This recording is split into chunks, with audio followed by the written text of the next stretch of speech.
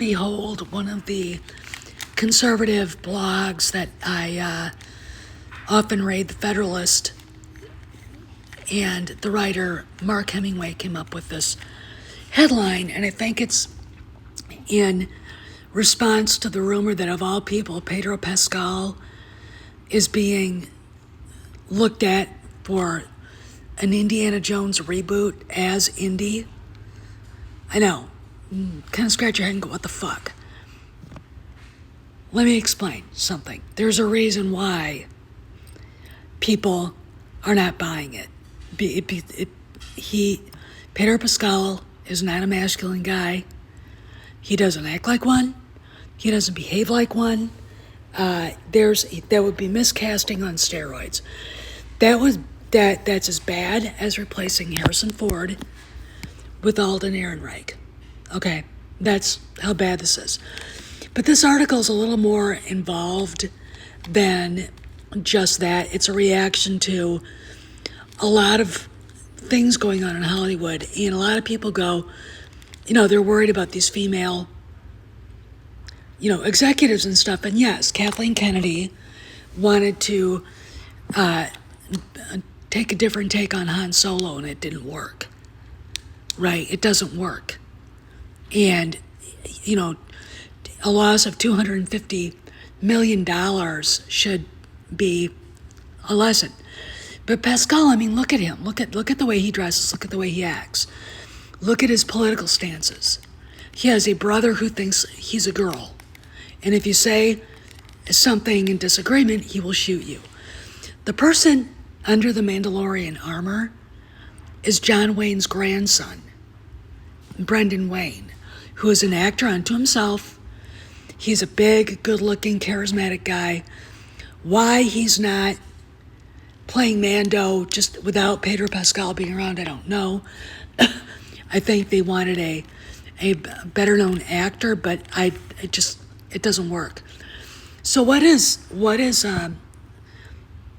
Mark saying here? Well, Mark is saying that there aren't any masculine actors under the age of 60. And he goes through a lot of names of people who could become stars in the context that John Wayne and Clint Eastwood and Steve McQueen and William Holden were. Steve McQueen, king of cool. He loved racing cars, racing motorcycles. He had spent time in the Marine Corps and had a life before he became a big movie star. He exuded this presence on screen that people were attracted to. And, when you think about what you want in a character who's supposed to be a manly man, it's going to be someone like Steve McQueen, right? It's going to be someone who is a guy. Steve McQueen was the guy that stole Ally McGraw from Paramount's, this head of Paramount, Robert Evans. And, he had a tumultuous lifestyle, but that was par for the course. So when you have Clint Eastwood, and I don't think anybody in Hollywood even now, and Clint Eastwood is 95 years old, exudes that masculinity, that genuine, authentic masculinity, like him, even into this day. There are no actors out there, and I include Brad Pitt and Keanu Reeves, that could come close to this. And I think Hollywood suffers for it, especially with American audiences. The Pedro Pascals and the Timothée Chalamet's kind of get old after a while. And the audience wants to be able to trust what they see on the screen. And if it's not real, they can't. Then, of course, we go to way back, Golden Age, John Wayne, who was the biggest movie star in Hollywood for decades. No one brought people into the cinemas faster than he did all around the world, because people loved that independent, rugged American spirit. And I also think that's missing from the cinemas today. But guys like John Wayne don't want to be actors. And the Hollywood executives, and again, these females that people are blaming are intimidated by men like this. I mean, Harrison Ford is going to be 83 in a few days. He's one of the last of them. Tom Selleck. These guys made the films they made because they were genuine in the characters. And I can't look at Pedro Pascal and believe he fights zombies. And I can't look at him when he takes the mask off as a Mandalorian and believe that's the dweeb under the mask. Because it doesn't work. Because he's not masculine. And he comes off as not masculine. Now let's talk about actors that are still going strong. Tom Cruise, Top Gun Maverick, Mission Impossible. That there's a belief in him as being Ethan Hunt and Pete Mitchell. Brad Pitt in Formula One and in Once Upon a Time in Hollywood. We believe that because that's him. He there's nothing for him to hide. Keanu Reeves is John Wick. Yeah, we believe that because, but when you look at their pasts, from John Wayne to Harrison Ford to Brad Pitt, it's what made them outside of Hollywood that they bring to the table. And the inability to create masculine stars is the fault of the critics, and I dare to say Michael Ovitz was right talking about the gay mafia. There. I mean, he got pilloried and chased out of Hollywood for daring to say the truth. But let's see what stars and young men out there could come in and take up that spot. What an odd combination of odors. Smells like a fish died and all the other fish sent flowers. We've got Glenn Powell, who was in Maverick, Top Gun Maverick. He played Hangman. He is in the reboot of The Running Man, and he's playing Arnold Schwarzenegger's character. He's a guy to watch. There's something about him. Then Brandon Sklenar, who did a really good job as Spencer Dutton in 1923. I want to see more of this guy because this is what I'm talking about. He has this intensity about him. But let's go to mistakes, casting mistakes, which is what Hemingway's talking about. Harrison Ford. As Han Solo.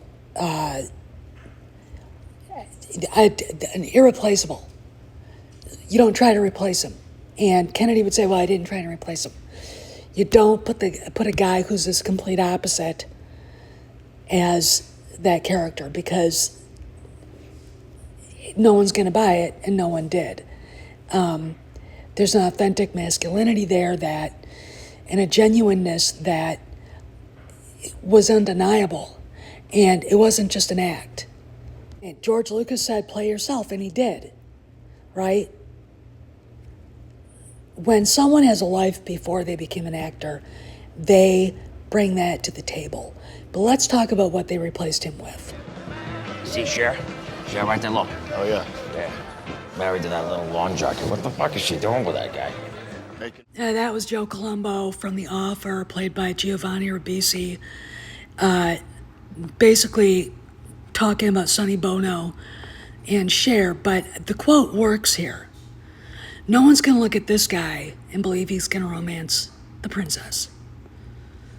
Just, it doesn't work that way, and it's not going to be that way, and it wasn't that way. And the reason why is because he doesn't have the background to bring to the character. He doesn't have the acting chops. He needed an acting coach on set with him. And he doesn't have authentic masculinity. He's the son of a rich man. He's not the son of somebody, and he had to work hard. And the excuses are the excuses. Kennedy can say what she wants in this instance. We wanted to go a different way.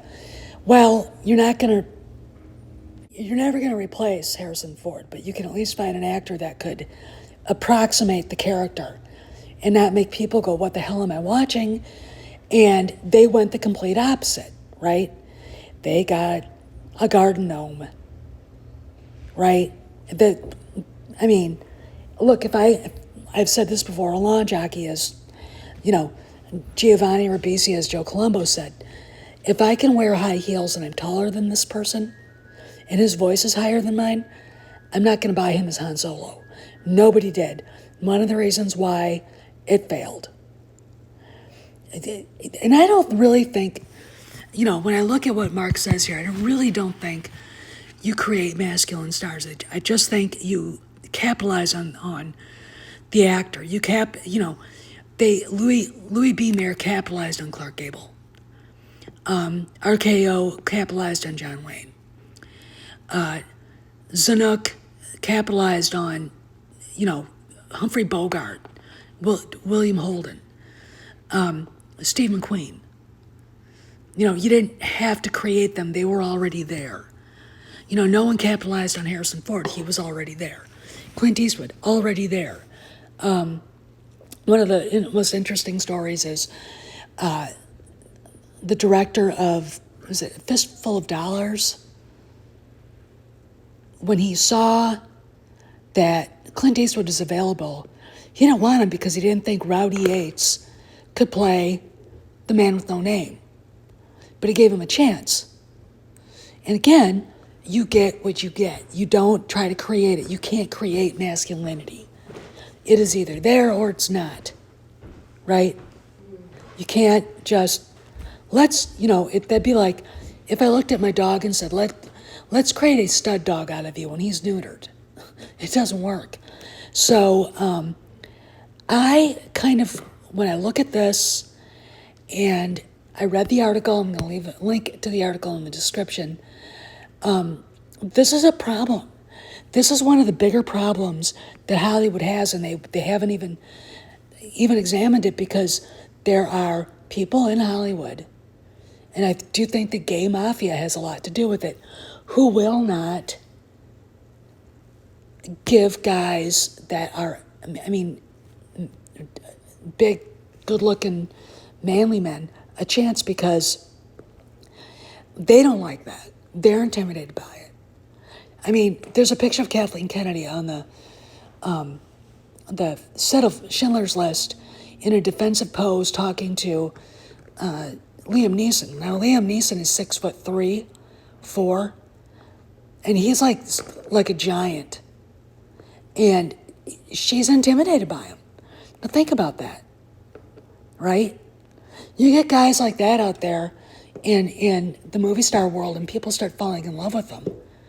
And the Hollywood doesn't know what to do with it, because they can't control a guy like that, right? Once they get to be a big name, they get to do what they want. They get to be in the films they want. They'll even start making the movies they want. Mel Gibson is not a giant, but he made enough money and a big enough name for himself as an action hero, or that you believed, to make the movies he wants to make. And that's what they don't want. They don't want that heterosexual, straight, white male, or black male, brown male, whatever, yellow, out there, because they're intimidated by it. And it doesn't help, I don't know what, their own view of what the culture is. I know Kathleen Kennedy thinks that manly men have hurt the culture. Why else would she cast Alden Ehrenreich as Han Solo, right? This is something that I think people have to think about in a world where we're dealing with trans women who aren't women but men, and other issues coming out. And we have, professors talk about toxic masculinity when it's really toxic femininity, and convincing girls that toxic masculinity is bad. It's an uphill fight. But I think it's a fight we can win, because they can't sell Alden Ehrenreich to the public, because no one believes it. This is Steph signing out. See you around the galaxy.